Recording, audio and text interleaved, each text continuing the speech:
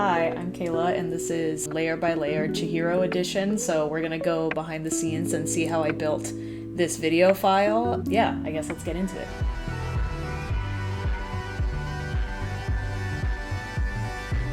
Let's start at the beginning. So first layer, oh, this is the video. You know what, it's not. This is just for the music because this is later and I didn't want this visual as the actual part that I was gonna use. I actually used her, I think, walking through the hallway instead. So this layer is the visual. Yeah, so this one was just used for the audio, this bottom one. And then also we have the wind audio file is the second one. I wonder if I can, let me see if I can show you. Yeah, it's over here. So this doesn't come into play until the end. Anyway, I feel like I've already gotten off track. Doesn't really matter.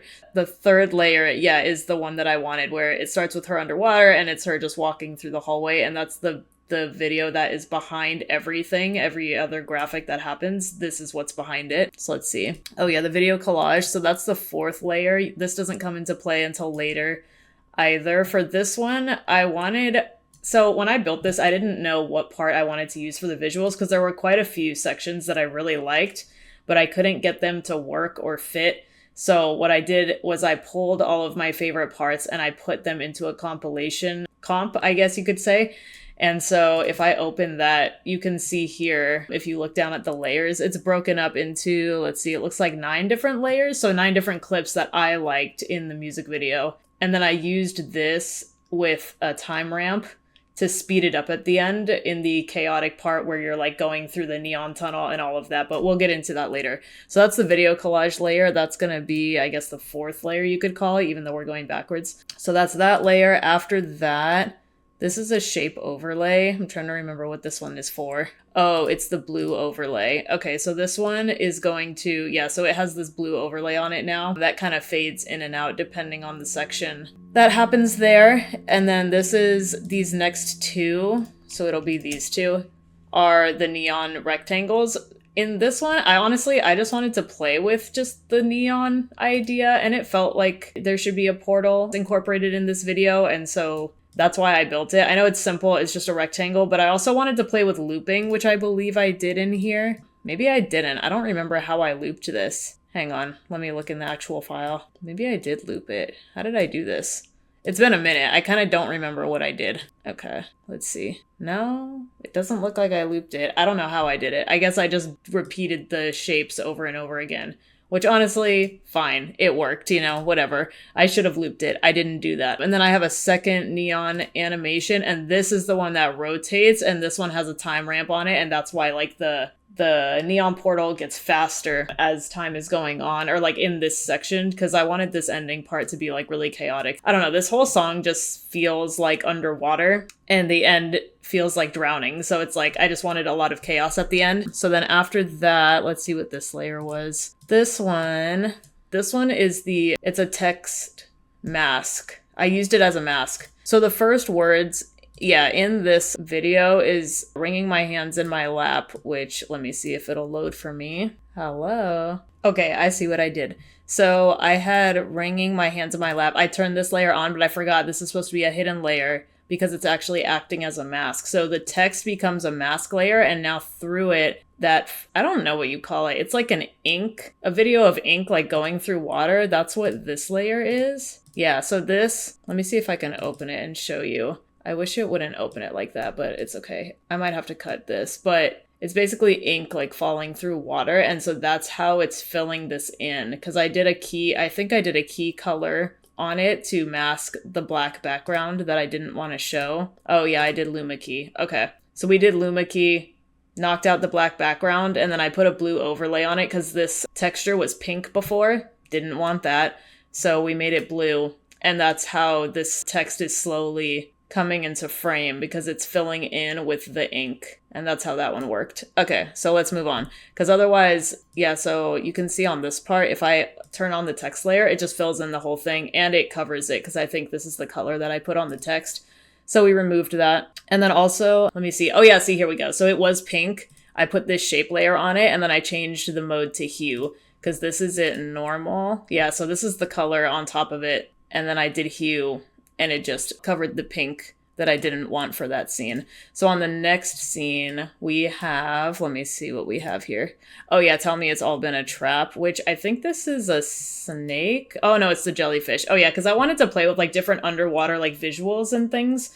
So like I have jellyfish, I have bubbles, obviously the deep blue, which also like it aligns with the album cover, things like that. I just wanted it very like blue and water and drowning, I guess is what I wanted. So this one is Tell Me It's All Been a Trap. This animation's simple. It's mostly for the visuals of the jellyfish. I thought they were beautiful and I like the texture that it brings to the shot. So Tell Me It's All Been a Trap. And this part, honestly, I wanted to incorporate bubbles, but I was like, I don't really know how I'm going to do that. So this was just like for fun and experimental. But I just highlighted the word trap. I just bring the text closer. I zoom in. And then for this part, let me see. I think it's this layer. Let's see if this is the right one. Let me open it. I don't think that's it. It might be this one. Oh, there they are. Okay. And I did another color, Luma key to hide the background. Again, I think the background for this was black also. Yes, it was. Okay.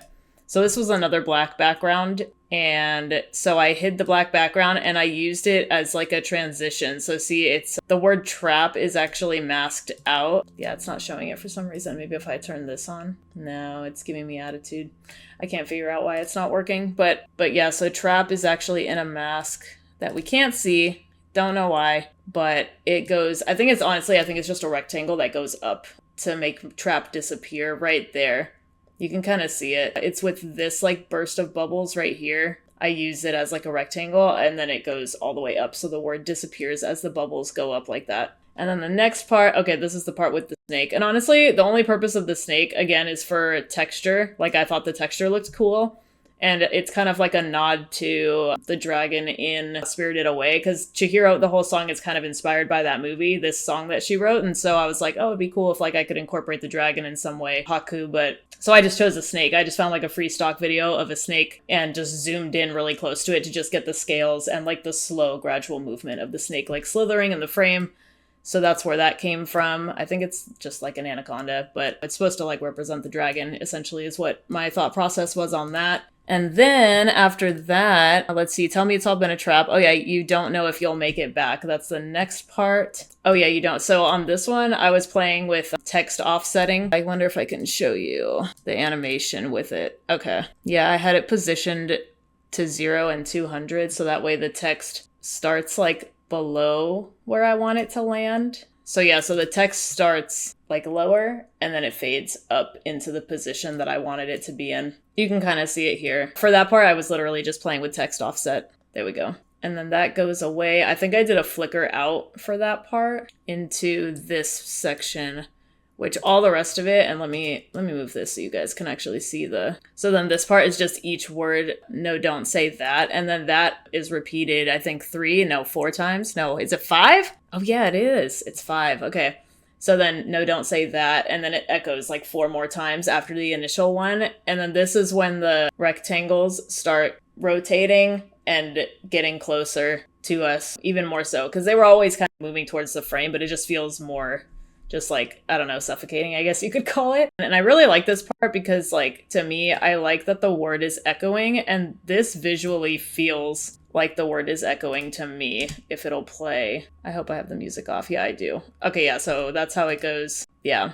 So when she says that over and over again, like it's an echo, that visually feels like an echo would look, at least to me, if that makes sense. And then again, the background is all the other shots that I wanted to use, but it was just too long. So I clipped them all together and then did a time ramp to like speed it up and make everything really fast and clip together at the end. And then the last shot, like when all the music cuts out and stops, is just her standing in the hallway. I wonder if I have that layer on. I might. I hope I do. Let me close all these. Oh yeah, so then it's just music on this part where it's still doing the time ramp on all the scenes. And then this part is just her in the hallway when all the music cuts out and she does a little hum at the end. And then I just added a wind sound effect because I felt like it just felt right for this.